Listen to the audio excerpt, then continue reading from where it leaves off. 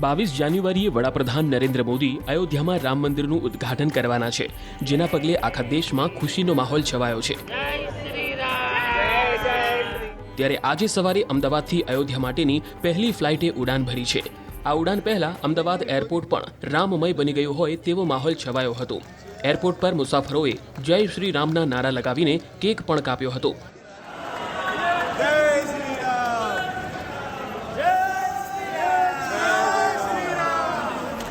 Airport પર રામ, સીતા, લક્ષ્મણ અને હનુમાનજીની વેશભૂષા સાથે ભક્તોનું સ્વાગત પણ કરવામાં આવ્યું।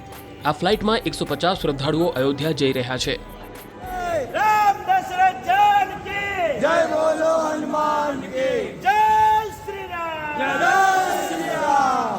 અમદાવાદ એરપોર્ટ પરથી રામ ભક્તોને લઈને ઇન્ડિગોની પહેલી ફ્લાઇટે ઉડાન ભરી છે।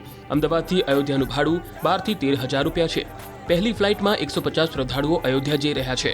એરપોર્ટ પર રામ, સીતા, લક્ષ્મણ અને હનુમાનજીની વેશભૂષા સાથે ભક્તોનું સ્વાગત કરાતા લોકોમાં ખુશીનો માહોલ છવાયો હતો। લોકોની આસ્થા અને ધર્મ પ્રત્યે કેવી બધી શ્રદ્ધા છે, જેના કારણે ગમે તે તકલીફ પડે છતાં પણ ત્યાં દર્શન કરવા જવાનું છે। જઈશું અને દાદાના રામલીલાના દર્શન કરી ધન્યતા અનુભવીશું।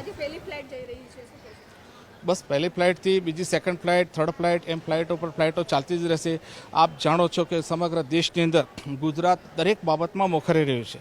હું રાજ્યના પ્રવાસે અલગ અલગ રાજ્યોના પ્રવાસે જઉં છું, ત્યાં પણ ગુજરાતનું નામ પડતી એકદમ ચોંકી જાય છે માણસ અને એકદમ નમસ્કાર કરે છે। આપ ગુજરાત છે? મેં બોલે યસ।